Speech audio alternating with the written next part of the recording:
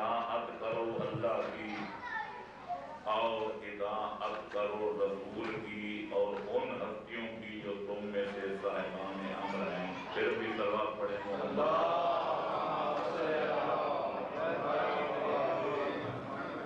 قبل اس کے. میں اپنا بیان شروع کروں.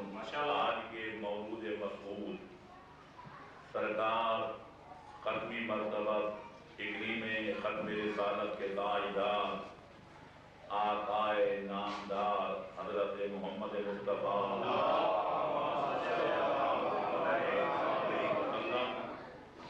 اور تکریم امامت کے چھٹے تاجدار حضرت امام جعفر صادق کی ولادت با سعادت کے سلسلہ میں آپ حضرات کی خدمت میں ہدیہ مبارکباد پیش کرتا ہوں. در قبول افتاد عزت و شرف. کیونکہ اگرچہ تھوڑا سا امت مسلمہ میں اختلاف ہے کہ پیغمبر خاتم صلی اللہ علیہ وآلہ وسلم کی ولادت با سعادت ربیع الاول کی کس تاریخ میں واقع ہوئی. کچھ 6 کے قائل ہیں, کچھ 9 کے قائل ہیں. بنا پر مشہور ہمارے برادران اسلامی 12 کے قائل ہیں.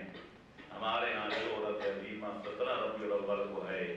یہ طے شدہ بات ہے کہ حضرت کی ولادت کسی مقدس مہینے میں ہوئی تھی, اس کے علاوہ کسی اور مہینے میں واقع نہیں ہوئی.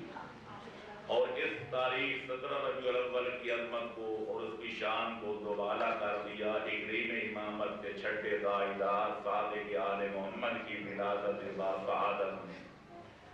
تو لہذا عام الفیل 17 ربیع الاول کو پیغمبر اسلام اس عالم آب و گل میں تشریف لائے اور اسی تاریخ کو سن 80 ہجری میں تکریم امامت کے چھٹے تاجدار صادق آل محمد اس عالم ناپائیدار میں تشریف لائے. لہذا یہ نور علی نور کے مصداق اس تاریخ کی عظمت اور جلالت اس قدر بلند و بالا ہے کہ وہاں تک عقل انسانی کی رسائی بھی ممکن نہیں. اور یہ بات کسی وضاحت کی محتاج نہیں کہ کسی محبوب کی خوشی میں خوش ہونا اور محبوب کے غم میں غمناک ہونا یہ وہ قانون قدرت اور یہ وہ آئین فطرت ہے. جس ملک میں چلے جائیں, جس ملت میں چلے جائیں, جس ماحول اور جس معاشرے میں چلے جائیں, اس قانون قدرت کی ہر جگہ حکمرانی نظر آئے گی کہ محبوب خوش ہو, کہ اس کے ہاں کوئی خوشی کی تقریب ہو تو اس سے محبت کا دعوے دار بھی خوش نظر آتے ہیں, اور اگر کوئی محبوب غمناک ہو, اشکبار ہو تو پھر اس کے محبت کے سچے دعوے دار بھی سوگوار نظر آتے ہیں. بحمداللہ ہماری قوم اس معیار پر پوری اترتی ہے. چنانچہ آج کی اس تاریخ کے جشن کا اہتمام حسینی مشن کے ارباب بست و کشاد نے کیا ہے. لہذا وہ مبارکباد کے مستحق ہیں. انہیں اپنے عمل سے یہ ثابت کیا کہ ہماری خوشی ہو یا ہمارا غم, ہماری خوشی اور ہمارا غم محمد و آل محمد کی خوشی و غم کے تابع ہے. اور یہ اس بات کی دلیل ہے کہ ہمیں ان ہستیوں سے حقیقی محبت ہے کیونکہ ہمارا خوش ہونا ان کی خوشی کے تابع ہے اور ہماری غمی ان کی غمی کے مطابق. صلوات پڑھیں محمد و علیہ.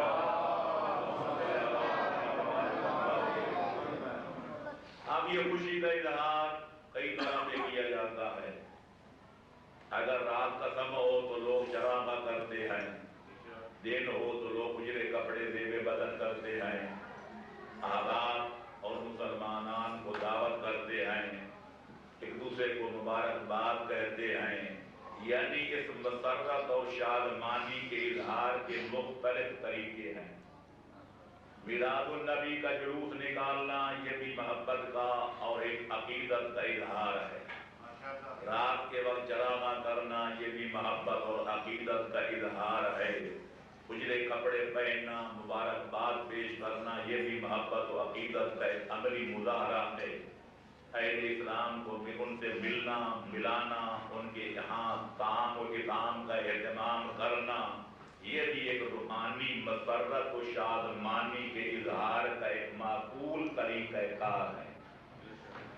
اور جو یہ کرتے ہیں ماشاءاللہ وہ اپنے اپنے نظریے کے مطابق یقیناً پیغمبر اسلام صلی اللہ علیہ وسلم نے اپنی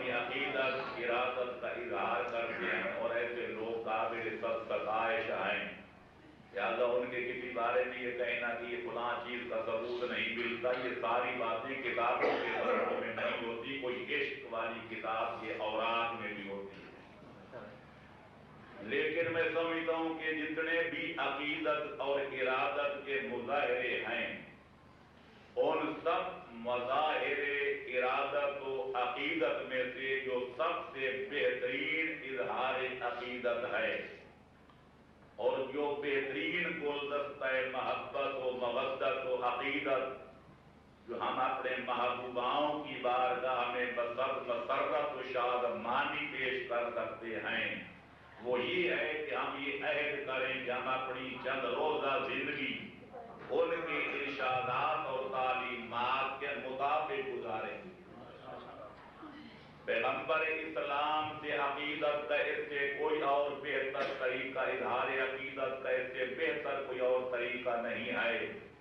ہم خود مسلمان بن کے جئیں گے، اسلام کا اپنے قول و فعل سے پرچار کریں گے، اسلام کی صداقت کا اظہار کریں گے، یا دوسرے لفظوں میں ہم خود تو قولی طور پہ مسلمان ہیں ہی، ہم عملی طور پر پہلے خود مسلمان بنیں گے اور پھر جس قدر ہو سکے گا کافروں کو مشرف اسلام کریں گے اور اسلام کا اجالا اس قدر عام کریں گے کہ دنیا کے کفر و شرک و منافقت کی تاریکیاں چھٹ جائیں گی اور اسلام کی برکت سے پوری کائنات بقعہ نور بن جائے گی۔ اور یہی بہترین عقیدت کا اظہار ہم اپنے ائمہ تحریر کی بارگاہ میں پیش کر سکتے ہیں، کیونکہ ہم شیعان علی اور اولاد علی کہلاتے ہیں، لہذا اس عقیدت ان کی ولادت کے دن ہوں تو اپنی عقیدت و ارادت کے اظہار کا بہترین طریقہ یہ ہے کہ ہم ان ذوات مقدسہ سے عہد و پیمان کریں، ہم انشاءاللہ اپنی زندگیاں ان کے ارشادات و فرمودات کے مطابق بسر کریں گے اور انشاءاللہ ہم جس ماحول میں رہیں گے، جس معاشرہ میں رہیں گے، ہم ان کے لیے باعث زیب و زینت بن کے رہیں گے، باعث ننگ و عار نہیں بنیں گے۔ صلوات پڑھیں محمد و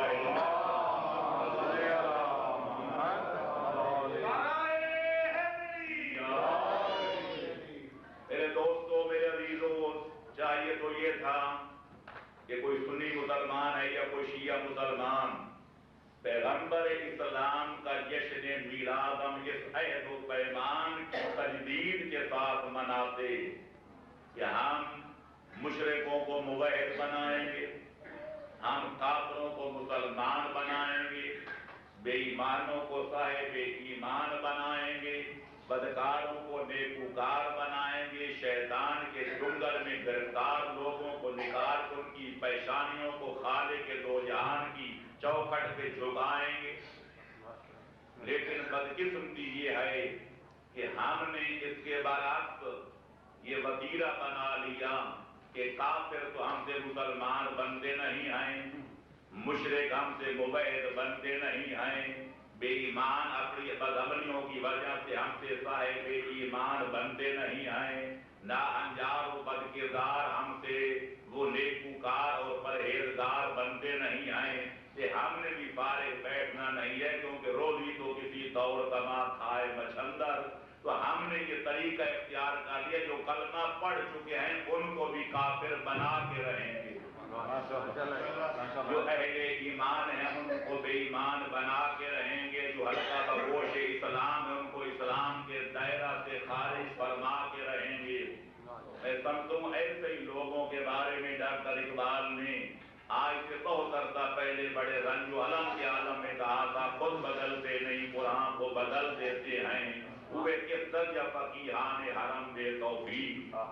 آج یہی وجہ ہے کہ عام مسلمانوں کا وجود عموماً اور علماء کرام کہلانے والوں کا قول و فعل خصوصاً آج اسلام کے لیے فخر کا باعث نہیں ہے بلکہ شرم کا باعث ہے۔ ان کے قول و فعل سے اسلام اور بانی اسلام کے نظریے اور مشن کو تقویت نہیں ملتی، الٹا وہن اور کمزوری کا باعث ضرور نظر آتا ہے۔ اللہ کا قرآن اور پیغمبر اسلام کا فرمان یہ ہے کہ کافروں کو مسلمان بناؤ، یہ دین اسلام کی خدمت ہے۔ خدا و رسول کا فرمان ہے کہ بے دینوں کو دیندار بناؤ، یہ دین مبین کی خدمت ہے۔ دین اسلام کے خدا اور مصطفیٰ کا یہ ارشاد ہے کہ نیک بدکاروں کو نیکوکار بناؤ، کہ یہ اسلام اور مسلمانوں کی صحیح معنوں میں خدمت ہے۔ لیکن ہماری رفتار، ہماری گفتار، ہمارے اخلاق، ہمارے اطوار، ہمارے لیل اور ہمارے نہار پیغام خدا اور مصطفیٰ کے اقوال کی نفی کرتے ہیں، اور ان کو دیکھا جائے تو کسی اور چیز کا ثبوت ملتا ہے۔ اور اگر آپ کو شک ہے، ایسے شواہد بے شمار موجود ہیں، لیکن میں تازہ مثال آپ کی خدمت میں پیش کروں گا کہ گزشتہ سال کسی آپ کے UK میں یعنی برڈ فورڈ میں پاکستان سے ایک اہل علم بلائے جاتے ہیں، جن کا تعارف جناب مولانا سید محمد عرفان شاہ مشہدی کے نام اور عنوان سے کرایا جاتا ہے۔ وہ پاکستان کے پاک ملک سے یہاں انگلینڈ کے کفرستان میں تشریف لاتے ہیں۔ پبلک کو تو یہ توقع ہوگی کہ آئیں گے اور ان کے قدوم میں محنت لزوم سے کفرستان پاکستان بن جائے گا، کافر مسلمان بن جائیں گے، مشرک موحد بن جائیں گے، بدکار نیکوکار بن جائیں گے، لڑنے والے مسلمان متحد ہو جائیں گے۔ لیکن اے بقا آرزو کے خواب شدہ، یہ تو کسی کو وہم و گمان بھی نہیں تھا، جب وہ آئیں گے تو پہلے جو مسلمان ہیں ان کو بھی کافر بنا کے جائیں گے۔ تو پہلے بھائیوں کی طرح زندگی کے دن گزار رہے ہیں، ان کے گردن الگ کرا کے جائیں گے، ان کو آپس میں لڑا کے جائیں گے۔ یہ تو وہم و گمان بھی نہیں تھا کہ وہ کافر کافر فلانا فرقہ کافر کے نعرے لگوا کر پبلک سے بھی نعرے لگوا کے جائیں گے، اور یہاں تک مبالغہ فرمائیں گے جو ان مسلمانوں کو کافر نہ سمجھے وہ بھی کافر ہے، اس کا بھی نعرہ لگاؤ۔ لیکن افسوس سے کہنا پڑتا ہے کہ خود بدلتے نہیں، قرآن کو بدل دیتے ہیں۔ ہوئے کس درجہ فقیہان حرم بے توفیق۔ صلوات پڑھیں محمد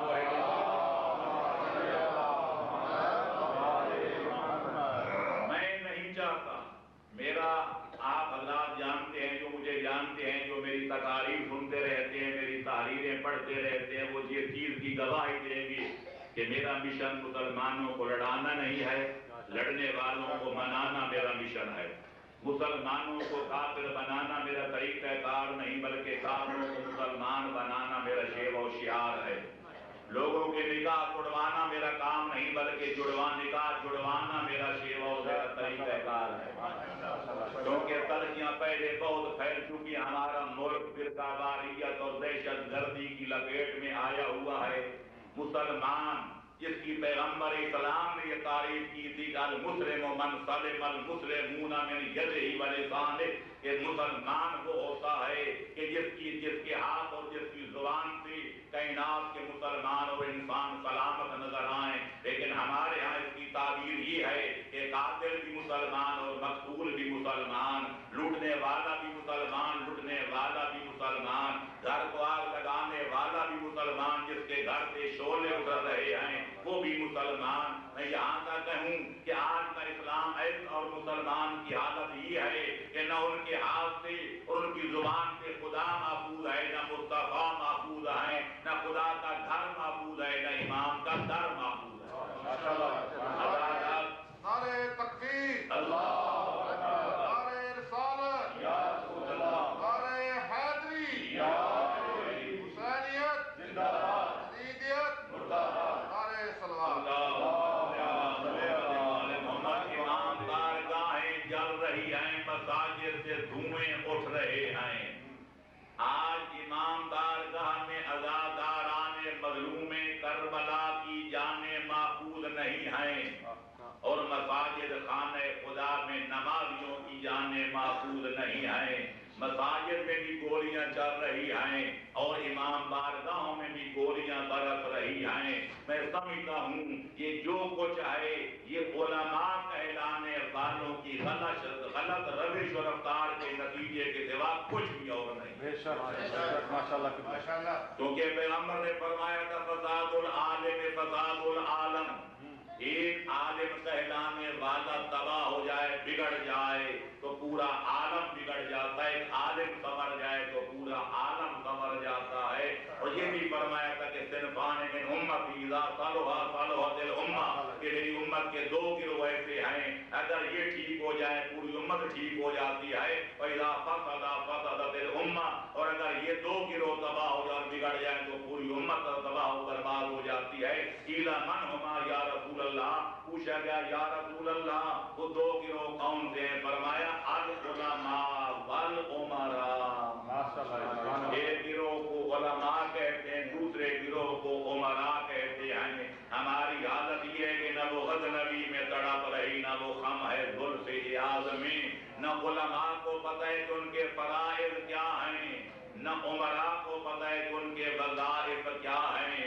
صادق آل محمد نے کبھی فرمایا تھا اذا رأيتم العمراء على باب العلماء فنعم العمراء فاذا رأيتم العلماء على باب العمراء فبئس العلماء، اگر دیکھو کہ عمراء حکام اپنی کوٹھیاں چھوڑ کر علماء کی جھونپڑیوں پہ حاضری دیتے ہوئے نظر آئیں تو گواہی دے دینا اپنے دور کے بہترین امیر ہیں، اور اگر دیکھو کہ علماء اپنی جھونپڑیاں چھوڑ کر عمراء کی کوٹھیوں کا طواف کر رہے ہیں تو گواہی دے دینا کہ یہ اپنے زمانے کے بدترین علماء ہیں۔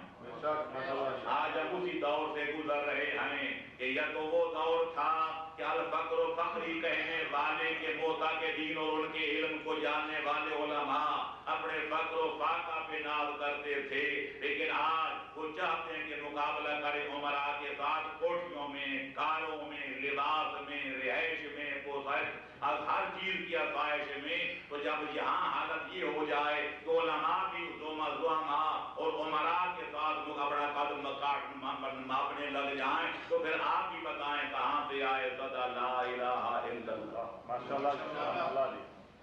تو میرے دوستو، تو مجبوراً میں کر رہا تھا میں نہیں چاہتا کہ تلخی میں اضافہ کیا جائے، میں تو چاہتا ہوں مسلمان کہلانے والوں کو صحیح معنوں میں مسلمان بنایا جائے اور غلامان علی کہلانے والوں کو صحیح معنوں میں غلامان علی بنایا جائے، تاکہ جب ہم کہیں گے ہم ربیع خاتم کے کلمہ گو ہیں تو پیغمبر بھی خوش ہو کے فرمائیں کہ واقعی یہ میرے قابل فخر امتی ہیں۔ جب ہم کہیں گے یا علی ہم کو دیکھ رہے ہیں تو مولائے نجا بھی چند قدم بڑھا کے ہمیں گلے لگا کے فرمائے کہ میں بھی مانتا ہوں کہ یہ میرے غلام ہیں۔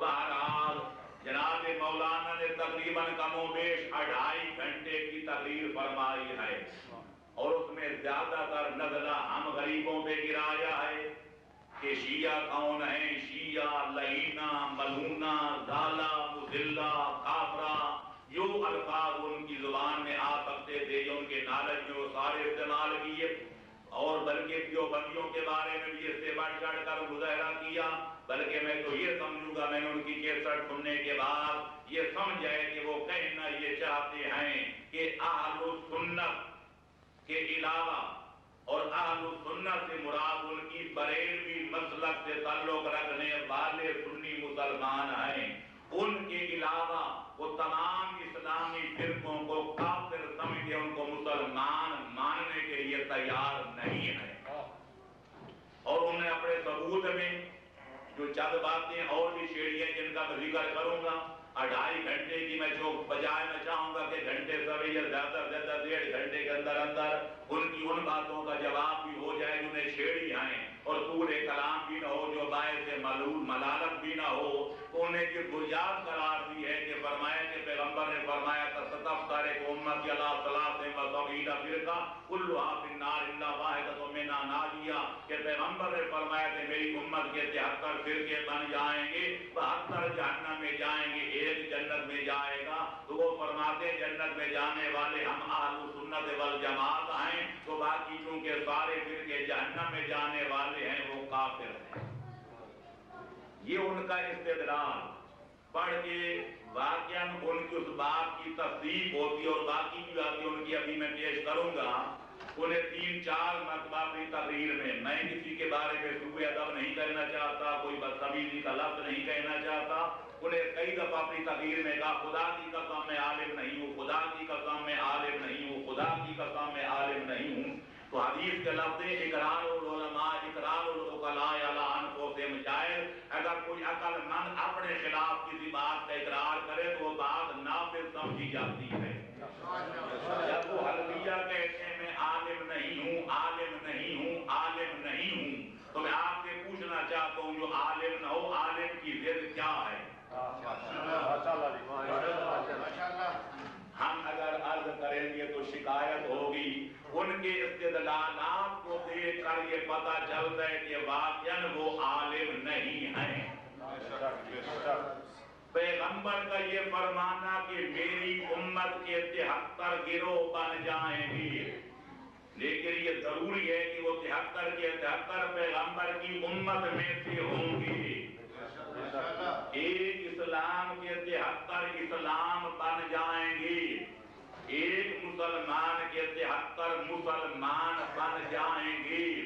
اسلام کے نام پر 73 دکانیں کھلی ہوئی ہوں گی.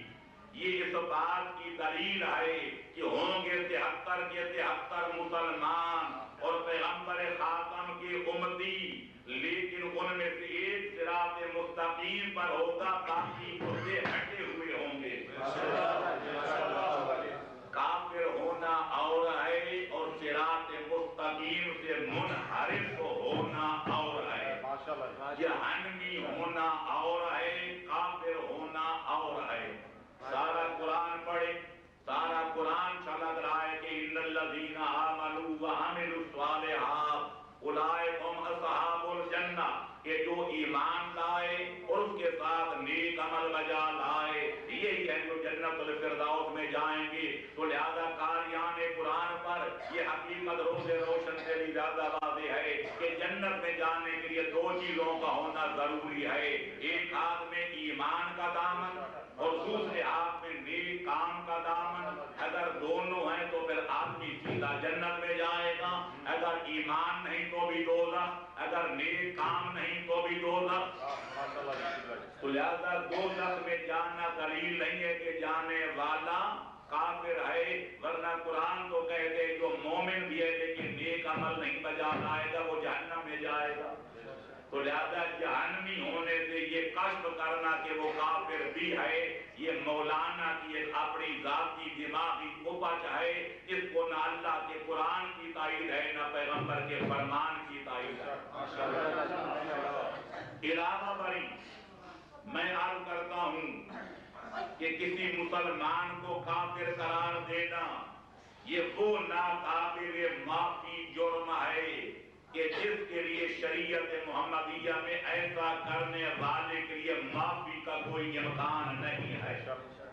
کنز الامال وغیرہ کتابوں میں متعدد روایتیں موجود ہیں کہ پیغمبر اسلام صلی اللہ علیہ وآلہ وسلم نے فرمایا کہ اگر کوئی کسی مسلمان کو کافر کہہ دے تو حقیقت حال 2 حال سے خالی نہیں ہے. اگر وہ آدمی واقعاً کافر ہے، میں بھی بتاؤں گا کہ معیار کفر کیا ہے، تو پھر تو ٹھیک، ورنہ جو مسلمان کو کافر کہے گا تو خود کافر بن جائے گا. دائرہ اسلام میں اس کے لیے کوئی گنجائش نہیں ہے. اسلام کے 73 فرقوں کا اتفاق کہ اصول اسلام 3 ہیں، جو خدا کو واحد لا شریک مانے، جو پیغمبر خاتم کو خاتم الانبیاء جانے، جو قیامت کو برحق مانے. وہ کیا ہے؟ وہ مسلمان ہے. ان تینوں اصول کا کرے انکار یا 3 میں سے ایک کو نہ مانے یا 2 کو نہ مانے، وہ ہے مرتد اور کافر. میں پوچھنا چاہتا ہوں جن کو مولانا عرفان شاہ مشہدی کافر کافر کہہ رہے ہیں، آیا وہ اس خدا کے علاوہ کسی اور خدا کو مانتے ہیں؟ آیا وہ مصطفیٰ کے علاوہ کسی اور نبی کا کلمہ پڑھتے ہیں؟ آیا وہ قیامت کے قائل ہیں یا قیامت کے منکر ہیں؟ اگر وہ تینوں اصولوں کو مانتے ہیں تو پھر پیغمبر کا فرمان نافذ العمل سمجھنا پڑے گا. جو مسلمان کو کافر کہے وہ خود کافر ہے، تو مسلمان کہلانے کا حقدار نہیں.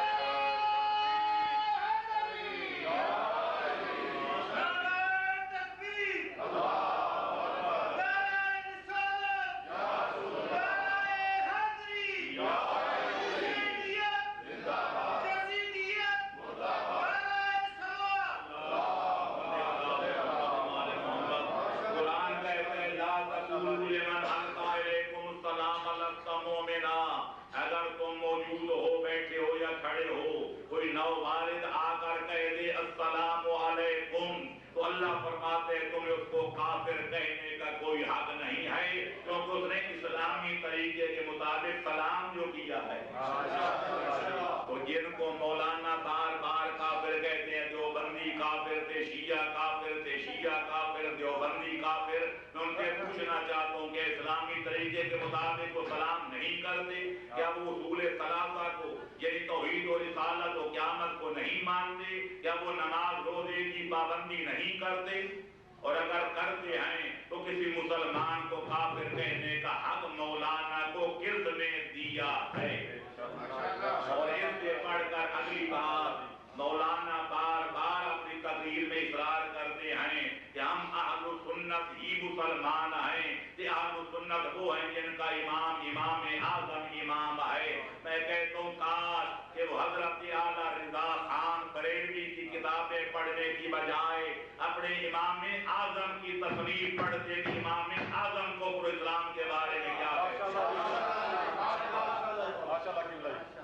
امام اعظم اپنی کتاب فقہ اکبر میں جو پاکستان میں، ہندوستان میں، مصر میں، ترکی میں کئی بار چھپ چکی ہے، جس کے تراجم ہو چکے ہیں، جس کی شرح ملا علی قاری نے لکھی جو ہمارے بھائیوں کے مدارس میں درسن پڑھائی جاتی ہے، وہ کہتے ہیں اِنَّا لَا نُكَفِّرُ أَحَدًا مِنْ أَهْلِ الْقِبْلَةِ، وہ کہتے ہیں ہم اہل سنت والجماعت کا مسلک یہ ہے جو خانے کعبے کی طرح منہ کر کے نماز پڑھے، یعنی وہ باندھ کے پڑھے یا کھول کے پڑھے، باندھے تو سینے پہ باندھے یا ناف کے نیچے باندھے یا ناف کے اوپر باندھے، جو قبلہ کو کعبہ سمجھ کے نماز پڑھے، ہم اس کو کافر کہنے کے روادار نہیں ہیں۔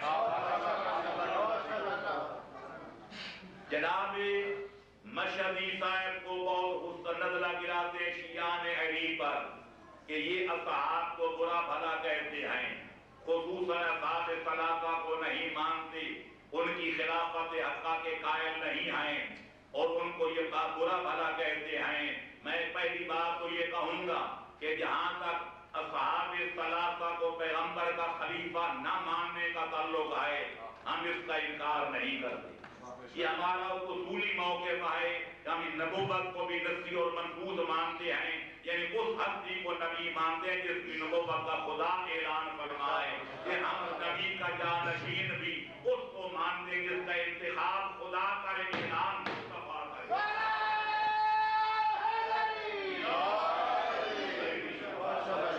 لیکن جہاں تک اس الزام کا تعلق ہے کہ ہم ان کو گالیاں دیتے ہیں، میں مولانا اور ان کے ہم نواؤں پر واضح کرنا چاہتا ہوں، ہمارے مذہب میں بتوں کو یا بتوں کے پجاریوں کو بھی گالی دینا روا نہیں ہے۔ ہمارا ایمان ہے وَلَا تَسُبُّوا الَّذِينَ يَدْعُونَ مِن دُونِ اللَّهِ فَيَسُبُّوا اللَّهَ عَدْوًا بِغَيْرِ عِلْمٍ، جو اللہ کو چھوڑ کر بتوں کی پوجا پاٹ کرتے ہیں، ان کے بتوں کو برا نہ کہو، ان کے پجاریوں کو گالی نہ دو، ورنہ وہ ضد میں آ کر حد سے بڑھ کر تمہارے سچے خدا کو گالیاں دینا لگ جائیں گے تو خدا تم سے پوچھے گا ان کے جھوٹے خداؤں کو گالی دے کر اپنے سچے خدا کو گالی کیوں دلوائی؟ لہذا علماء ہمیشہ سے یہ کہتے چلے آ رہے ہیں اور ہم بار بار کہتے ہیں، میں نے اپنے فوائد میں، تجلیات صداقت میں، اثبات الامامت میں دلائل سے ثابت کیا ہے کہ ہمارے مذہب میں گالم گلوچ ہمارا مذہب نہیں ہے، ہمارے عقیدے میں یہ چیز روا نہیں ہے، لیکن برادران یوسف ہماری بات نہیں مانتے اور پھر وہی مرغے کی ایک ٹانگ پکڑے جاتے ہیں کہ شیعہ صاحب کو گالیاں دیتے ہیں۔ میں یہی کہوں گا کہ روز تم دینا تراشا کیے اور لوگ کس دن ہمارے سر پہ نہ آرے چلا کیے۔ اور میں عرض کرتا ہوں کہ اگر فرض کرو فرض محال نہ باشد، اگر کسی شیعہ نے یہ حرکت کی ہے کہ بقول مولانا اس نے اصحاب ثلاثہ کو برا بھلا کہا ہے، تو آؤ پھر آپ کے امام اعظم سے پوچھتے ہیں کہ اصحاب ثلاثہ کو یہ ان میں سے خصوصاً پہلے دوسرے بزرگ کو گالی دینا کفر ہے یا عام گناہ ہے؟ وہ فرماتے ہیں من انکر خلافت الشیخین فلا یکفر، اگر کوئی شیخین کو خلیفہ رسول نہیں مانتا تو وہ کافر نہیں ہے، بلکہ من سب الشیخین فلا یکفر، اگر کوئی شیخین کو گالی بکے تو گناہگار ضرور ہے پر وہ کافر نہیں ہے۔ تو پھر آپ کس بنیاد پہ کہتے ہیں جو اصحاب سلافہ کو نہیں مانتا وہ مسلمان نہیں ہے، یا جو ان کو گالی دیتا ہے وہ مسلمان نہیں ہے؟ تو بات ختم ہو گئی. ہم کسی کافر کو بھی گالی نہیں دیتے کہ جائے کہ اصحاب رسول کو دی جائے. باقی رہ گئی یہ بات کہ ہم ان کو پیغمبر کا جانشین نہیں مانتے، ان کو پیغمبر کا قائم مقام نہیں مانتے، ہم ان کو اپنا امام نہیں مانتے. اگر ہم سے منوانا چاہتے ہو تو پہلے حسین کے نانے سے منواؤ، پھر ہم ہی مانتے.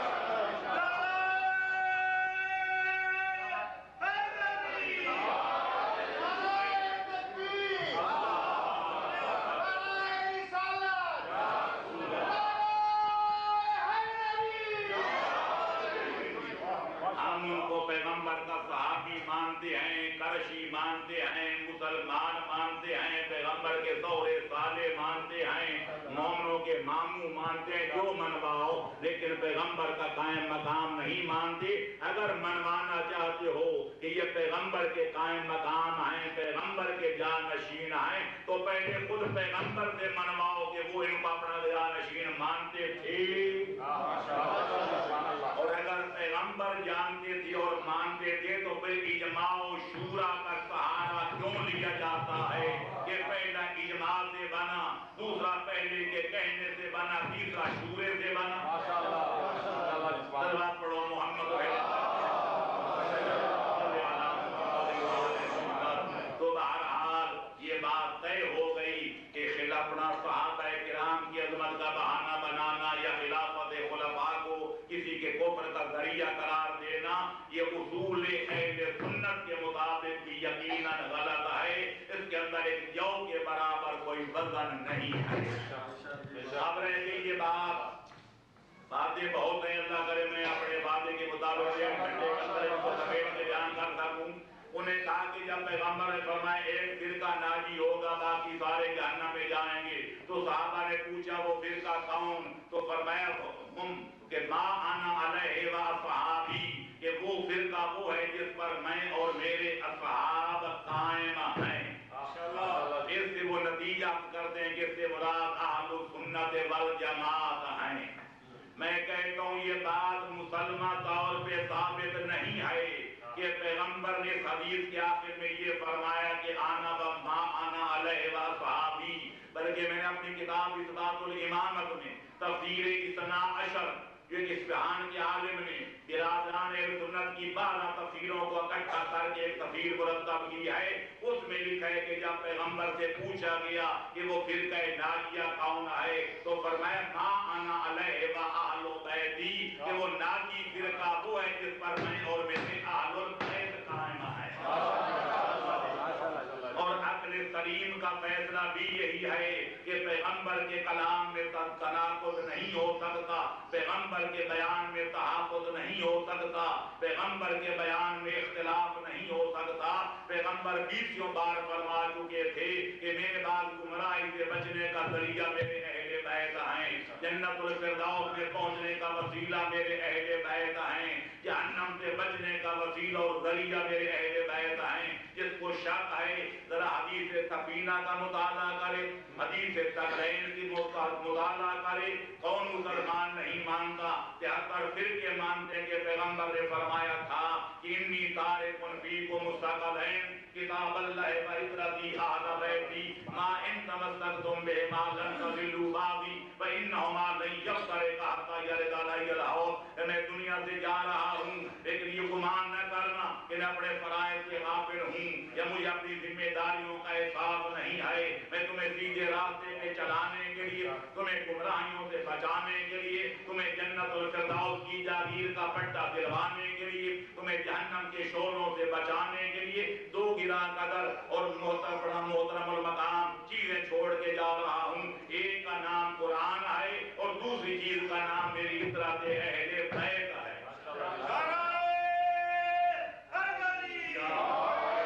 جب تک ان کے دامن سے وابستہ رہو گے، پیغمبر فرماتے ہیں میں گارنٹی دیتا ہوں کہ کائنات بدل جائے گی، قیامت کبریٰ قائم ہو جائے گی، لیکن اگر تم نے قرآن اور اہل بیت کا دامن نہ چھوڑا تو تم کبھی گمراہ نہیں ہوگے. اس سے بھی پتہ چلتا ہے کہ پیغمبر اپنی امت کو گمراہی سے بچنے کے لیے جب اپنی اہل بیت چھوڑ کے گئے تھے. اسی بنا پر شاہ عبدالعزیز دہلوی نے اپنی کتاب تحفہ اثنا عشریہ میں یہ لکھا ہے اگر کسی باطل یا حق والے فرقے کو پہچاننا چاہو تو دیکھ لو پیغمبر معیار بتا کے گئے ہیں کہ معیار حق و حقیقت قرآن اور اہل بیت ہیں. جس کے ہاتھ میں قرآن اور اہل بیت کا دامن ہے وہ فرقہ حق پر ہے. جو قرآن کا مخالف ہے وہ بھی باطل ہے, جو آل محمد کا مخالف ہے وہ بھی باطل ہے. اور دوسری حدیث میں جس کو حدیث سفینہ کہا جاتا ہے, پیغمبر اکرم نے واضح طور پہ فرمایا جس کو 73 فرقے مانتے ہیں کہ مثل اہل بیتی کمثل سفینۃ نوح من رکبها نجا ومن تخلف نزل فغرق وهوى, کہ میرے اہل بیت کی مثال کشتی نوح جیسی ہے. اس پہ سوار ہو جائے گا وہ یقیناً سوار ہو جائے گا, اس سے منہ موڑے گا وہ دنیا میں گمراہ ہو جائے گا, آخرت میں جہنم میں گر کے تباہ ہو جائے گا. تو گویا پیغمبر نے بلیغ مثال تمثیل کے ذریعے دنیا کو بتایا.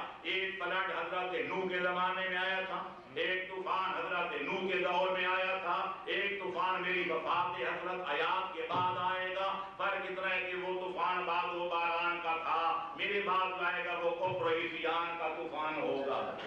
حضرت نوح کے دور میں قرآن گواہ ہے کہ صرف وہ لوگ بچے تھے جو نوح کی کشتی پہ سوار ہو گئے تھے. پیغمبر فرماتے میرے بعد بھی گناہ و عصیان کے طوفان سے کوئی لوگ بچ سکیں گے جو میری اطرت اہل بیت کی کشتی حیات پہ سوار ہو جائے. ادھر آ پہلے عشق کے پنج تن میں ڈال دے کشتی, جو اس میں ڈوب جائے اس کا بیڑا پار ہوتا ہے.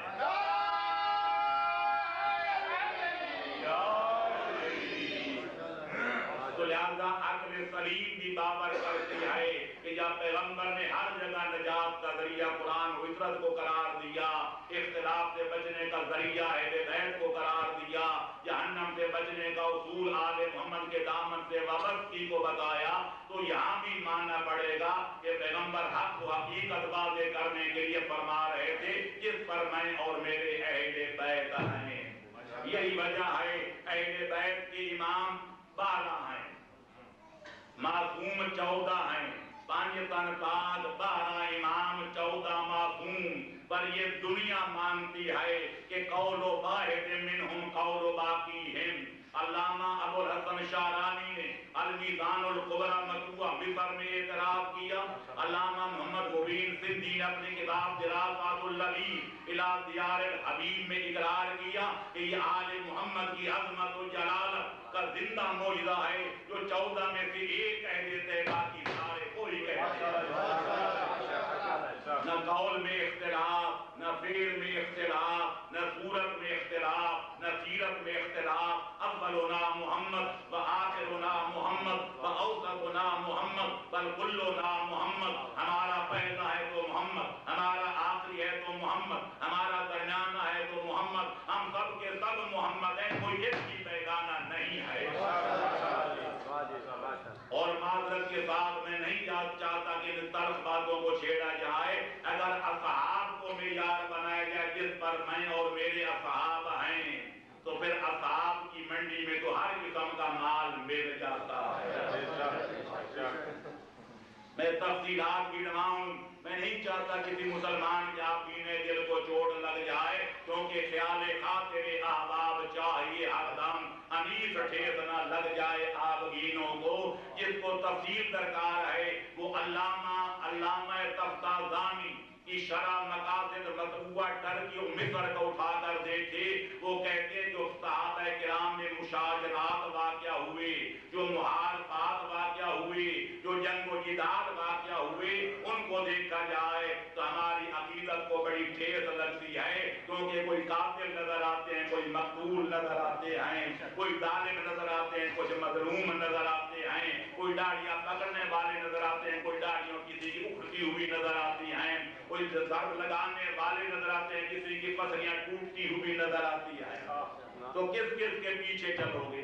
میں بس پوچھنا چاہتا ہوں, پیغمبر اکرم کے بعد جب حیدر کرار کو زہری خلافت ملی اور جنگ جمل لڑی گئی, تو میں پوچھنا چاہتا ہوں علی ولی صحابی ہے یا نہیں, اور ان کے ساتھ جو تھے وہ صحابہ رسول تھے یا نہیں, اور ان کے مقابلے بازار گرم تھا وہ بھی صحابی تھے یا نہیں؟ ماشاءاللہ جی. پھر جنگ صفین میں چلے آؤ، جہاں کم و بیش 72,000 مسلمان تحقیق کیے جاتے ہیں، ادھر بھی صحابی ادھر بھی صحابی. تو میں پوچھنا چاہتا ہوں پھر علی والے نجات پائیں گے یا معاویہ والے ناجی ہوں گے؟ نعرے تکبیر، نعرے رسالت، نعرے حیدری، حسینیت، یزیدیت، نعرے صلوات. محمد. اور اگر مولانا پر یہ بات شاد نہ گزرے تو میں ان سے پوچھوں گا کہ جس وقت علی اور معاویہ کے درمیان حرب و ضرب کا سلسلہ جاری تھا، اگر مولانا اس دور میں ہوتے تو اپنے باپ علی کے ساتھ ہوتے یا باپ کے دشمن معاویہ کی طرف میں ہوتے؟ اس بات کا فیصلہ کرنا پڑے گا. علی ولی کے دور میں بھی ہمیں 3 قسم کے لوگ نظر آتے ہیں. جب نماز کا ٹائم ہوتا علی کے پیچھے پڑتے، جب دسترخوان بھی تک وہ یزید کے بابے کے دسترخوان پہ نظر آتے، جب جنگ کا وقت آتا ٹیلوں پہ چڑھ جاتے، دیکھتے کہ کس کا پلہ بھاری ہے. اگر علی جیت گئے تو جا کے مبارک دیں گے یا علی آپ کے پیچھے نماز پڑھتے تھے، آپ نے کئی بار دیکھا ہوگا. معاویہ کامیاب ہو گئے گے پرانے نماز کھا رہے ہیں آپ کے سلام ہو. جان ہے تو جہان ہے، لڑنے کے بعد ماشاءاللہ ٹیلوں پہ چڑھ کے تماشا دیکھتے تھے. میں مولانا سے پوچھنا چاہتا ہوں آپ اگر اس دور میں ہوتے تو کس گروہ میں شامل ہوتے؟ پڑھو محمد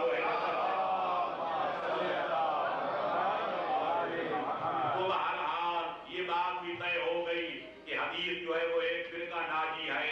باقی میں کہتا ہوں کہ وہ جو بار بار شیعوں پہ نظرہ گراتے ہیں کہ شیعہ لعین ہیں، شیعہ ملعون ہیں، شیعہ گمراہ ہیں، شیعہ گمراہ کرنے والے ہیں، شیعہ یہاں جائیں گے، شیعہ وہاں جائیں گے. میں ان سے پوچھنا چاہتا ہوں اگر وہ واقعاً اہل سنت ہیں تو کیا انہیں اہل سنت والجماعت کی کتابوں میں شیعان حیدر قرار کے ناجی ہونے والی حدیثیں نہیں پڑھی ہیں؟ اگر وہ اہل سنت ہیں کہ پیغمبر کی سنت کو مانتے ہیں، اس پر عمل کرتے ہیں، تو کیا انہوں نے علامہ جلال الدین سیوطی کی در منصور میں، انہیں علامہ سبت ابن جوزی کی تذکرۃ خواص الامت میں، انہوں نے علامہ ابن حجر مکی کی زوائد بورقہ میں، انہوں نے علامہ شاہ عبدالعزیز دہلوی کی کتاب تحفہ اثنا عشریہ میں کیا پیغمبر کی یہ صحیح سند حدیثیں نہیں پڑھی کہ پیغمبر نے لاکھوں کے مجمع میں بار بار کہا تھا یا علی انت وشیعتکم الفائزون یوم القیامہ، کہ یا علی سنو اور دنیا والوں تم بھی سنو کہ قیامت والے دن جو فرقہ جنت میں جانے والا ہے، جو جہنم سے اپنے آپ کو بچانے والا ہے، وہ علی اور شیعان علی ہیں، کوئی اور نہیں ہے.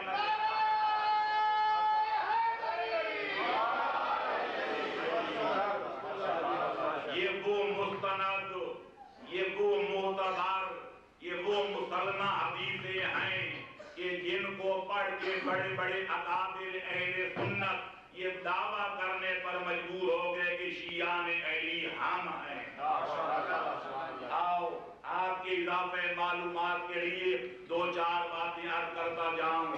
جناب علامہ ابن حجر مکی جو نامی صدی میں ایک بہت بڑے متعصب عالم گزرے ہیں، جو یہ سوائد مورکہ ہمارے مذہب کو جلانے کے لیے ختم کرنے کے لیے لکھی تھی، لیکن جس کو رب رکھے اسے کون چکے.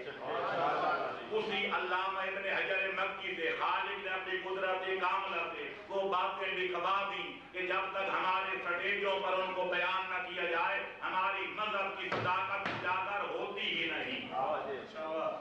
وہ لکھتے ہیں کہ یا پیغمبر نے فرمایا یا علی انت وشیعتکم الفائزون یوم القیامہ. پھر کہتے ہیں پیغمبر نے فرمایا کہ یا علی کافی انت وشیعتک راضین مرضیین، کہ یا علی اب تو اور تیرے شیعہ قیامت کے دن آئیں گے تو خوش و خرم نظر آئیں گے.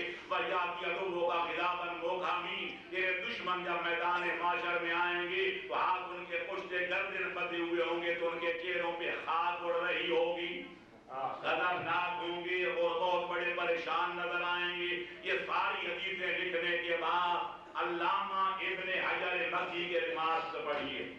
وہ کہتے ہیں نحن شیعۃ علی کرم اللہ تعالی وجہہ، وَأَمَّا الرَّوَافِضُ خَذَلَهُمُ اللَّهُ فَهُمْ شِيَّةُ إِبْلِيسَ۔ کہتے ہیں پیغمبر اکرم کی یہ حدیثیں پڑھ کے رافضیوں کو خوش نہیں ہونا چاہیے کہ وہ شیعہ نے علی ہیں۔ علی کے شیعہ تو ہم اہل سنت والجماعت ہیں۔ یہ رافضی ٹولہ جو اپنے آپ کو شیعہ کہتا ہے یہ تو شیطان کے شیعہ ہیں، یہ علی کے شیعہ نہیں ہیں۔ وہ جو چاہے ہمیں گالی دیں، ہمیں شیطان کا شیعہ بنائیں یا رحمان کا بنائیں، لیکن پیغمبر نے یہ تو ماننا پڑے گا کہ یہ خوشخبری دی تھی کہ جنت میں جائیں گے تو شیعان علی جائیں گے۔ لہذا قدیمی نام جو چلا آ رہا ہے جن کو پیغمبر نے جنت کی بشارت دی ہے وہ شیعان علی ہے، اہل سنت والجماعت نہیں ہے۔ میں اس سے پڑھ کر علامہ شاہ عبد العزیز محدث دہلوی کی سوابقی کتاب اپنا تحفہ اثنا عشریہ کے صفحہ 11 مطبوعہ نول کی شاور لکھنؤ کے حوالے سے ثابت کرتا ہوں، انہیں اقرار کیا ہے کہ ہاں شیعہ اولا مائن، وہ پہلے پرانے زمانے والے وہ شیعہ کہ جن کو پیغمبر نے جنتی کہا تھا وہ ہم اہل سنت ہیں۔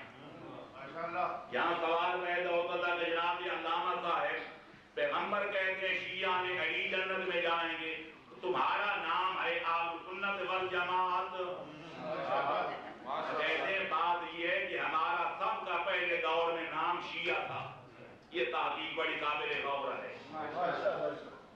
ہمارا نام شیعہ تھا، لیکن 36 ہجری میں ایک ٹولہ پیدا ہو گیا جو رافضی تھے، انہوں نے اپنا نام رکھ لیا شیعہ۔ تو ہمارے بزرگ پریشان ہو گئے کہ ہم بھی شیعہ تھے، رافضی بھی شیعہ۔ ہم نے پہلے تو کوشش کی کہ رافضی ٹولہ اپنا نام بدل دے، پر انہوں نے اپنا شیعہ نام نہ چھوڑا۔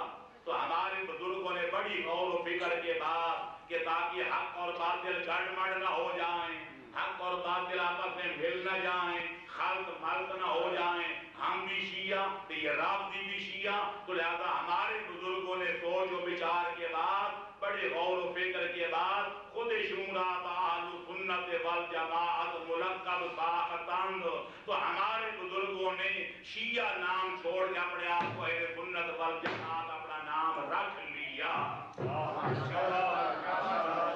سلوات پڑھیں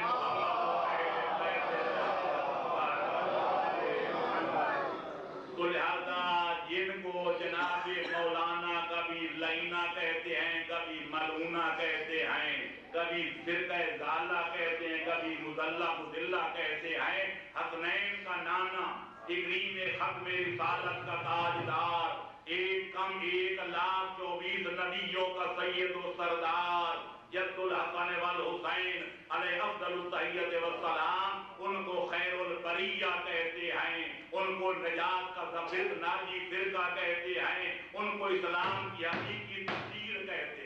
اللہ ایک نگاہ پہ ٹھہرائے فیصلہ دل کا، اب مرضی آئے مسلمانوں کی تو نبی کے فرمان کو مانے، اور اگر مرضی آئے تو شاہ صاحب کے کلام کو مانے، دونوں کو صحیح نہیں ماننا جا سکتا۔ صلوات پڑھیں۔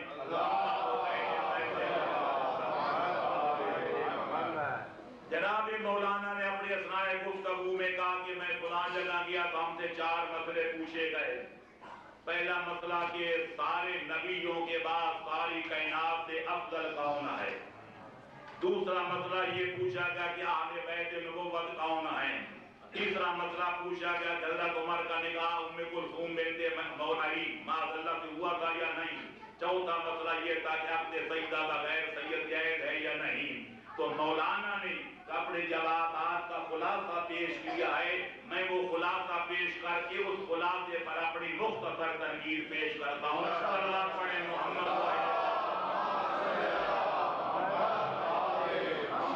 وہ کہتے ہیں مجھ سے پوچھا گیا، اور ایک اور مولانا کا حوالہ دیا، وہ بھی تشریف فرماتے، میں بھی تھا کہ ہم سے پوچھا گیا کہ من افضل الناس بعد الانبیاء، نبیوں کے بعد ساری کائنات سے افضل کون؟ تو وہ کہتے ہیں، میں نے جواب دیا کہ ہم اہل سنت والجماعت کا موقف یہ ہے کہ سب سے افضل حضرت ابوبکر، پھر حضرت عمر، پھر حضرت عثمان، پھر چوتھے نمبر پہ علی۔ میں اس پر لمبی چوڑی گفتگو نہیں کرنا چاہتا، نہ کسی کی دل آزاری کرنا چاہتا ہوں، میں صرف یہ پوچھنا چاہتا ہوں کہ آپ نے بار بار کہا کہ اہل سنت سنت یا قرآن کو مانتے ہیں یا نبی کے فرمان کو مانتے ہیں، تو آپ نے جو اپنا عقیدہ پیش کیا ہے کہ نبیوں کے بعد ساری کائنات سے افضل حضرت ابوبکر ہیں، میں صرف پوچھنا چاہتا ہوں اللہ کے قرآن کی کس آیت میں یہ لکھا ہے کہ محمد عربی کی کس حدیث سے آپ نے یہ استنباط کیا؟ اور اس سے بڑھ کر میں یہ پوچھوں گا اور یہ پوچھنے کا میں حق رکھتا ہوں، حضرت عمر اور عثمان اور عمر نے اپنے دور میں اپنے بارے میں یہ نظریہ پیش کیا تھا کہ سب کائنات کے بعد پیغمبر خاتم کے بعد نبیوں کے بعد افضل الکائنات ہیں وہ حضرت ابوبکر کے عمر عثمان ہیں، کبھی آیا صحابہ کرام نے بھی اپنی زبان سے یہ دعویٰ کیا تھا؟ اگر آپ کو یہ صداقت کے اپنی پہ اعتماد ہے تو میں کہتا ہوں ہمیں گو ہمیں میدان ذرا قرآن کی وہ آیت پڑھ کے دکھائیں تاکہ مسلمان بھی سوچ سکیں کہ کس آیت کی بنا پر آپ حضرت ابوبکر کو بعد الانبیاء افضل الناس جانتے ہیں، اور اگر کوئی پیغمبر کی حدیث ہے تو وہ پیش فرمائیں تاکہ مسلمان پیغمبر ما ینطق عن الہویٰ کے مصداق مصطفیٰ کے فرمان پہ غور کر سکیں، اور اگر آپ کے پاس کوئی آیا خود صحابہ کا دعویٰ ہے تو کم از کم یہ تو پیش کریں، وہ یہ تو نہیں کہے کہ مدعی سست اور گواہ چست۔ اس بات کا صحابیوں نے کبھی دعویٰ نہیں کیا تھا پیرا نمی پران بریدہ ہی پران، کہ پیر تو نہیں اڑتے مرید اڑاتے ہیں۔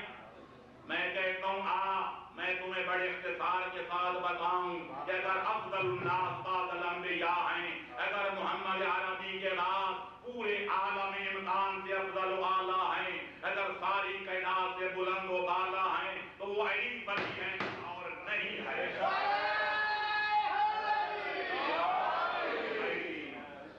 آؤ قرآن بھی پیش کرتا ہوں، نبی کا فرمان بھی پیش کرتا ہوں، علی کا کلام بھی پیش کرتا ہوں۔ اللہ فرماتا ہے ان الذین آمنوا وعملوا الصالحات اولئک هم خیر البریہ، جو لوگ مومن کامل ہیں اور پھر سارے عمل صالح بجا لاتے ہیں، ساری بنی نوع انسان ساری کائنات سے افضل کوئی ہے، خیر کوئی ہے، بہتر و برتر کوئی ہے۔ یہ آیت نازل ہوتی ہے، صحابہ کرام عرض کرتے ہیں یا رسول اللہ اس آیت کا مصداق کون ہے؟ خیر البریہ ساری مخلوق سے افضل و اعلیٰ کون ہے؟ علامہ محب طبری کی کتاب تفسیر طبری موجود، علامہ جلال الدین سیوطی کی در منصور موجود، روح المعانی موجود، ساری کتابیں موجود ہیں۔ پیغمبر فرماتے ہیں جب یہ بات ہو رہی کہ علی ولی کا برود ہو جاتا ہے تو پیغمبر فرماتے ہیں ھذا خیر البریہ، اگر میرے پاس ساری دنیا سے افضل کو دیکھنا چاہتے ہیں تو علی کی زیارت کر لو۔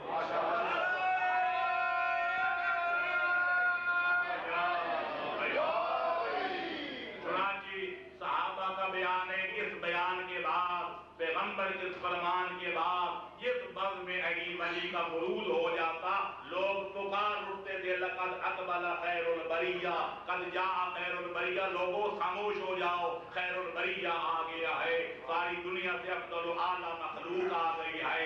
یہ مولا کا لقب اتنا مشہور ہو گیا تھا کہ معاویہ ابن ابی سفیان بھی اپنے دربار خلافت میں بیٹھ کر علی کو خیر البریہ کہنے پر مجبور ہو جاتا ہے۔ چنانچہ تاریخ اسلام کے اندر یہ واقعہ موجود ہے کہ ایک بار معاویہ، یزید، امرا تینوں بیٹھے تھے، کسی بندے نے آ کر ایک تحفہ پیش کیا اور جب جھگڑا ہونے لگا کہ تحفہ ایک کہتے لینے والے تین، بے تکلف بازم تھی، کون وصول کرے؟ سب نے کہا جو ہم شیر کہتے ہیں جس کا شیر آدھا ہوگا تحفہ وہی وصول کرے گا۔ پھر جھگڑا ہونے لگا کس موضوع پر تب آزمائی کی جائے؟ سب نے کہا علی ولی کے بارے میں اپنا نظریہ بیان کیا۔ سب سے پہلے لوگوں نے کہا حضرت معاویہ سے کہ آپ علی کے حریف ہیں، آپ بتائیں کہ آپ علی کو کیا سمجھتے ہیں؟ کہتے ہیں سنو خیر البریۃ بعد احمد حیدر الناس ارض والوصی سماء، لوگوں خلافت کے لیے حکومت کے لیے لڑنا اور ہے کہ حقیقت کا اقرار کرنا اور ادراک کرنا اور ہے۔ کہتے ہیں میں مانتا ہوں اگر محمد کے بعد کوئی کائنات سے افضل ہے تو صرف حیدر ایک قرار ہے، علی اور باقی لوگوں میں کیا نسبت ہے؟ جیسے زمین اور آسمان میں نسبت ہے، علی آسمان نظر آتے ہیں کائنات زمین نظر آتی ہے۔ یزید کہتے ہیں ملیت شہدت لہا ذراؤہا والحسن ما شہدت कर रहा हूँ। कहते हैं ऐसी हसीन और जमील औरतों की कोई कमी नहीं है कि जिनके चाहने वाले उनकी हुस्न जमाल के गुण गाते हैं, लेकिन हुस्न इसका नाम है कि शौकीन भी गवाही देने पर मजबूर हो जाए। इशारा बाबे की तरफ है कि दोनों खिलाफत के नाम पे झगड़ रहे हैं, तो गोया दो शौकने हैं, लेकिन मुआविया का मेरे बाबे का उसके बाद अली की अजमत का इकरार करना ये ऐसे है जैसे शौकीन के हुस्न का इकरार कर रहे। हमारा खामोश था, बोला कहने लगे वह फजीलत शायद अदुब बेफजलिहा वल फजलु मा शाहदत बिल आदाउ। कहते हैं दोस्तों की तारीफें करते रहते हैं, फजीलत इसका नाम है कली के खून का प्यासा दुश्मन कली की फजीलत का इकरार करने पर मजबूर हो। सलवात पढ़ो मोहम्मद। अल्लाह का कुरान भी सुन लिया, पैगंबर का फरमान भी सुन लिया कि पैगंबर ने फरमाया कि खैरुल बरिया अली वली हैं। आयत की आयत आ गई, पैगंबर की रिवायत भी आ गई, किताबों का हवाला सुन लिया। अगर इस पर भी आपको शक है, इस मौजू पर उलमा ने किताबें लिखी हैं। पैगंबर ने एक बार नहीं 20 बार फरमाया था, वो सब हवालों के साथ। मैंने हदीस अपनी किताब इस बात इमामत में दर्ज कर दिया। फरमाया अली जो खैरुल बशर मन अबा फकद कफर। सारी बनी नौ इंसान से मेरे बाप अगर अफजल हैं तो अली हैं, उनको अफजल नहीं मानता वो मुसलमान कहलाने का हक।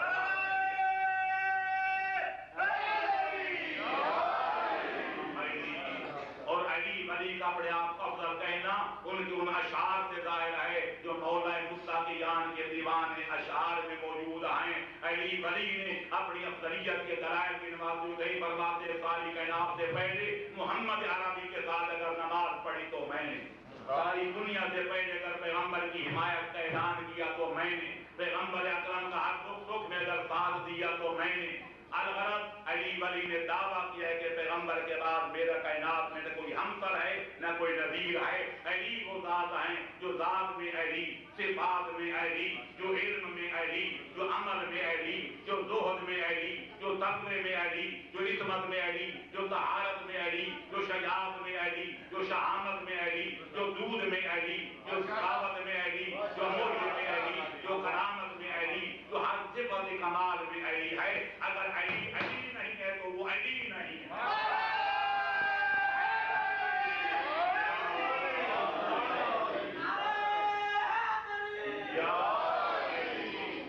बात लंबी करने का वक्त नहीं, कुरान से हटकर, नबी के फरमान से हटकर, बुजुर्गों के कलाम से हटकर मैं पूछना चाहता हूँ, आया कुरान पढ़ के मुझे बताओ, बुजुर्गों का कलाम पढ़ के मुझे बताओ, वो कलाए रोजगार का नजरिया पढ़ के बताओ कि किसी को अफजल कहना हो तो अफजलियत का मेयार क्या है।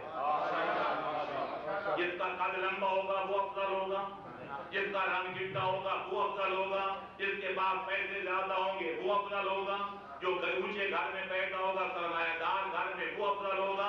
यकीनन दुनिया का हर अक्लमंद कहेगा न कद काट में यार फजीलत है, न रंग रूप में यार फजीलत है, न मालो दौलत में यार फजीलत है, न खानदान में यार फजीलत है, न जुबान व बयान में यार फजीलत है। अल्लाह का कुरान पढ़ा जाए तो ये बात रोज रोशन की तरह खुलकर सामने आ जाती है।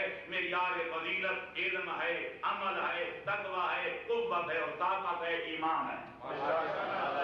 अगर वक्तों में पूरा अशरे मुहर्रम अली की अफजलियत के सबूत में पेश कर सकता हूँ, अगर इल्म को देखा जाए तो मोहम्मद के बाद कायनात में अली का कोई हमसर नहीं है। मैं सारी ऐसे रिवायतें छोड़ के एक कोई रिवायत पेश कर दूं जिस पर 73 फिरकों का इत्तेफाक है, तो अली की इल्मी बर्तरी साबित करने के लिए काफी है। पैगंबर ने फरमाया था आना मदीनतुल इल्म व अली मन अरादल मदीनत फलियात मिन अल्लाह।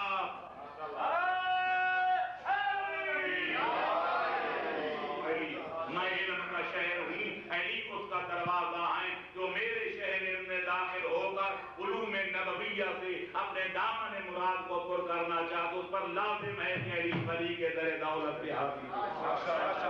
पैगंबर ने जब ये हदीस इरशाद फरमाई थी तो सिर्फ मदीने के चंद लोगों को सामने रखकर या मक्के के चंद लोगों को सामने रखकर या आलम अरब के आलमों को सामने रखकर या तो फिर उनको आलमी नबीना कहूँ। लेकिन अगर पैगंबर इस्लाम आलमीन के नबी हैं, वमा अरसलनाका इल्ला रहमतल लिल आलमीन के मिसाल हैं, तो फिर मानना पड़ेगा कि جب اپنے شہر علم کا دروازہ علی کو منتخب کر رہے تھے تو پورے عالمین پر عالمی نبی کی نگاہ تھی، آسمان پر بھی، آسمان والوں پر بھی، زمین پر بھی، زمین والوں پر بھی، من کان پر بھی، من یکون پر بھی، آنے والوں پر بھی، جانے والوں پر بھی۔ تو پیغمبر جب اپنے شہر علم کا دروازہ علی کو قرار دے رہے تھے تو کم از کم ماننا پڑے گا کہ نبی کی نظر میں علی کے برابر پوری کائنات میں کوئی اور عالم نہیں تھا۔ یہی وجہ شیخ الرئیس ابن سینا نے کہا تھا احتیاج الکل الیہ واستغناہ من الکل دلیل علی انہ امام الکل۔ پیغمبر کے بعد ساری دنیا کا علمی عقدے کھلوانے کے لیے علی کے دروازے پہ حاضر ہونا اور علی کا نبی کے بعد کسی دروازے پہ نہ جانا، یہ دلیل ہے کہ محمد کے بعد علی کائنات کا امام ہے۔ اور جہاں تک میرے دوستوں ایمان کا تعلق ہے، ایمان کا تو میں کیا کروں، علامہ محب الدین طبری کی ذخائر کتاب اپنا ذخائر العقدہ مطبوعہ مصر موجود ہے۔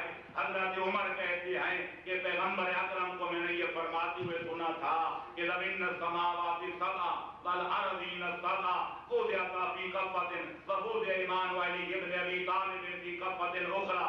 اگر ساری کائنات سارے 14 طبق ملا کے ترازو کے پلڑے پہ رکھ دیے جائیں، دوسرے پلڑے پر صرف علی کا ایمان رکھ دیا جائے، پیغمبر فرماتے، راوی حضرت عمر ہیں کہ میں نے سنا تھا کہ پیغمبر فرما رہے تھے اگر عدل و انصاف کے ترازو پہ تولا گیا تو 14 طبق کا پلہ اوپر اٹھ جائے گا، علی کے ایمان کا پلہ بھاری ہونے کی وجہ سے نیچے جھک جائے گا۔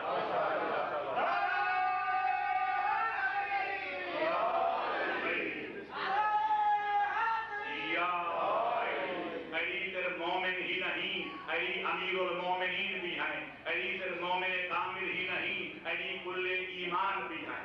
جس کو شک ہے وہ جنگ خندق کے واقعات پڑھے کہ بارد الایمان کلہ الی الکفر کلہ، علی صرف مومن نہیں بلکہ علی مادن ایمان بھی ہے، علی ایمان کی کان بھی ہے۔ اور جہاں تک پھر علی ولی کے تقوی کا تعلق یا علی کے عمل کا تعلق، میں کیا گنواؤں کہ علی نمازیں کتنی پڑھتے تھے، علی روزے کتنے رکھتے تھے، علی نے حجیں کتنی ادا کی، علی نے صدقے کتنے دیے، علی نے خیراتیں کتنی دی، علی کی باتوں کا وزن کتنا ہے، ان کی تعداد کتنا ہے، جس کے بارے میں پیغمبر علی کے جہاد کتنے ہیں۔ میں کہتا ہوں جس علی کی ایک جنگ کی ایک ضربت کائنات کی بات مجھے بھاری نظر آئے، اس علی کی باقی باتوں کا وزن کون تول سکتا۔ جب جنگ خندق گزر عمر بن عبد نکلا ہوا تھا جو 1000 آدمی کا تنہا مقابلہ کرنے والا تھا، ادھر سے حیدر کرار نکلے لباس نبوت میں ملبوس ہو کر، دنیا سوچ رہی تھی ادھر سے آنے والا کون، ادھر سے جانے والا کون، لباس کو دیکھا جاتا تو لباس نبوت نظر آتا، ملبوس کو دیکھا جاتا تو ملبوس علی ولی نظر آتے۔ دنیا سوچ رہی تھی، سوچوں میں پیچ و تاب کھا رہی تھی کہ یکا یک ان لبوں میں جنبش پیدا ہوئی جو اللہ کی وحی کے بغیر حرکت میں کبھی آتے ہی نہیں تھے۔ مصطفیٰ نے فرمایا کہ دنیا والوں کیا سوچ رہے ہو کہ ادھر سے آنے والا کون، ادھر سے جانے والا کون، آؤ میں تمہیں تعارف کرا دوں، برز الایمان کلہ الی الکفر کلہ، آج پورے کا پورا ایمان مکمل کفر کے مقابلے میں جا رہا ہے۔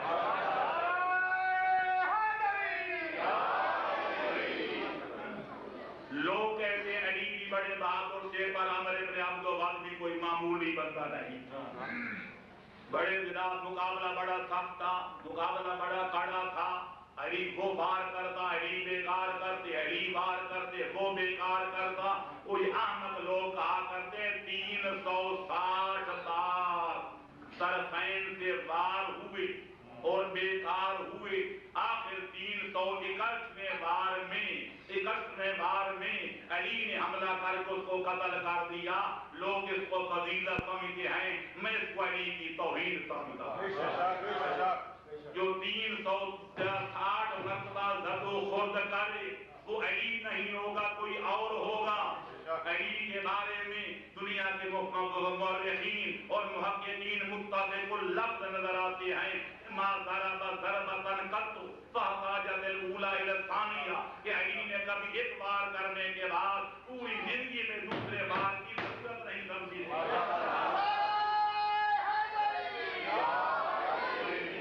لہذا خلاصہ یہ ہے، خلاصہ کر رہا ہوں، تفصیل میں نہیں جا سکتا. اس نے وار کیا، علی نے بیکار کیا، علی نے تلوار میان سے نکالی اور وہ برق کی طرح بجلی کی طرح فضا میں چمکی. پھر عمرو ابن عبد ود کے سر پہ پڑی، پھر نبی کے لبوں میں جنبش پیدا ہوئی. فرمایا پہلے تو وہ فرمایا تھا نا کہ ضربہ طارد الایمان کلہ الی الکفر کلہ، جب علی کی ضربت عمرو ابن عبد ود کے سر پہ پڑی تو وہ چاروں شانے چت ہو کے زمین پہ گرا تو نبی کی زبان میں پھر جنبش ہوئی، اللہ کی وحی کی ڈوری ہلی. پیغمبر فرماتے ہیں ضربۃ علی یوم الخندق افضل من عبادت الثقلین. آج سے لے کر جن و انس کی عبادت صبح قیامت ایک طرف، میرے بھائی علی کی ایک ضربت ایک طرف، اگر میزان عدل پہ تولا گیا ثقلین کی باتوں پر علی کی ضربت بھاری نظر آئے گی.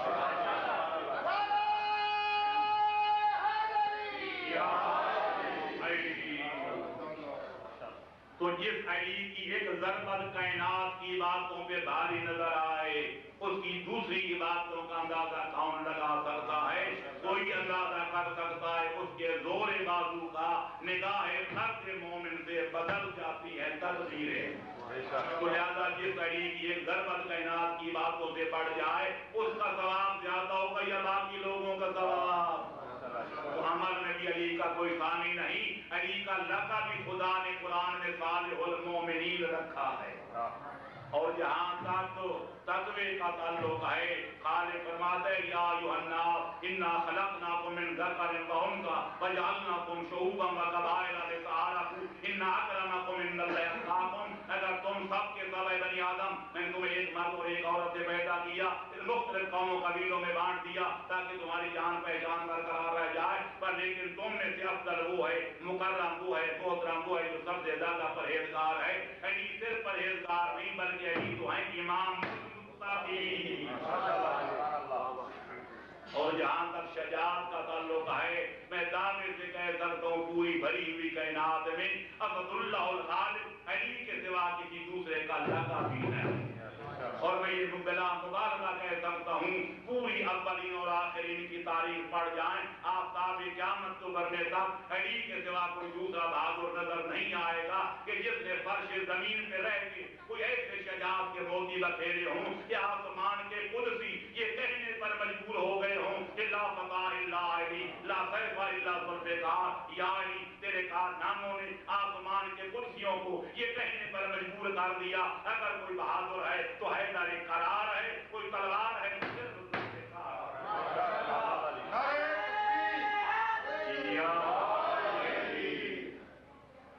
دوسرے سوال کا جواب دیتے ہیں. حضرت عمر کی شادی علی ولی کی چھوٹی بیٹی ام کلثوم سے ہوئی تھی. نقل کفر نباشت. اگر کوئی غیر سید یہ بات کرتا تو اتنا تعجب نہ ہوتا جس نے سید کہلانے والے کی زبان سے سن کر یہ ہمیں تعجب ہوا ہے. عرفان شاہ المشہدی. میں پوچھنا چاہتا ہوں جناب مولانا سے کیا آپ نے مشکات المصابیح نہیں پڑھی کہ جب خاتون قیامت نے بلوغت کے سن میں قدم رکھا تھا تو بڑے بڑے اکابر قریش نے بی بی کی آ کر ننگریاں دی تھی، رشتہ طلب کیا تھا. پیغمبر نے کسی کو کوئی جواب دیا. بعض ویدوں میں پیغمبر نے فرمایا تھا کہ بی بی کا نگاہ خدا کے قبضے قدرت میں ہے، یہ وہاں ہوگا جہاں خدا چاہے گا. لیکن جب ان حضرات شیخین نے یہ خطبہ کیا تھا، جا کر مطالبہ کیا تھا، تو پیغمبر نے یہ جملہ کہہ کے مشکات کا حوالہ دے رہا ہوں، یہ ان کا مطالبہ رد کر دیا تھا کہ انہا صغیرۃ، میری بیٹی بہت چھوٹی ہے، تمہاری عمریں بہت زیادہ ہیں، وہ تم سے شادی کے قابل نہیں. صاحبان عقل کے لیے لمحہ فکریہ. اس خاتون قیامت کا عقد پیغمبر نے ان دونوں بزرگوں سے نہیں کیا تھا یہ کہہ کر کہ تمہاری عمریں زیادہ ہیں، میری عمر بہت چھوٹی ہے. اب اسی خاتون قیامت کی چند سالوں کے بعد شادی ہوتی ہے. خدا ان کو 2 بیٹے دیتا ہے. پھر تیسرے نمبر پہ بیٹی دیتا ہے جناب زینب. سب سے آخر میں چھوٹی منجلی بیٹی جناب ام کلثوم ہے. اسی ام کلثوم کے ساتھ خاتون قیامت جس کو پیغمبر نے چھوٹی کہہ کے ان کا رشتہ رد کر دیا تھا، اس کی چھوٹی بیٹی سے عمر کی شادی ہوتے کوئی سوچو کے لیے.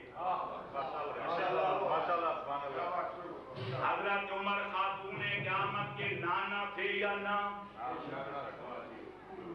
کیونکہ حضرت عمر کی ایک بیٹی جناب حفصہ ام المومنین پیغمبر اکرم کی حرم میں شامل تھی. تو خاتون قیامت ہوئی پیغمبر کی بیٹی. اس رشتے کے لحاظ سے حضرت عمر بن گئے بیوی کے نانا. کہ جو ان کی بیٹی ہوگی ان کے بن گئے پر نانا. پروتی اور پرنانے کی شادی ہو رہی ہے. خدا نظر بات سے بچ.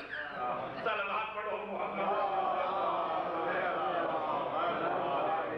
اور پھر حوالہ دیا جاتا ہے جو اصول کافی میں ہے کہ جب حضرت عمر کا انتقال ہو گیا تو علی ام کلثوم کو اپنے گھر لے گئے تھے. اس پر جناب مولانا نے بڑا زور دیا ہے. میں ان سے پوچھنا چاہتا ہوں کہ جہاں جناب ام کلثوم کا اصول کافی اس روایت میں ذکر ہے کہ علی گھر لے گئے، میں پوچھنا چاہتا ہوں وہاں بنت فاطمہ کا لفظ بھی ہے؟ قیامت تک مخالف یہ ثابت نہیں کر سکتا. آپ حیران ہو رہے ہیں میں کیا کہہ رہا ہوں. سنو میں جو کہہ رہا ہوں. جناب حیدر کرار نے خاتون قیامت کی وفات کے بعد اسماء بنت امیس سے شادی کی تھی. اور اسماء بنت امیس پہلے حضرت ابو بکر کی زوجیت میں رہ چکی تھی. اور حضرت ابو بکر سے ان کا ایک بیٹا تھا اور ایک بیٹی. بیٹے کا نام تھا محمد ابن ابو بکر. یہ بیٹی کا نام تھا ام کلثوم. جناب محمد کے بارے میں علی فرمایا کرتے تھے کان علی ولدن صالحا من صلب ابی بکر.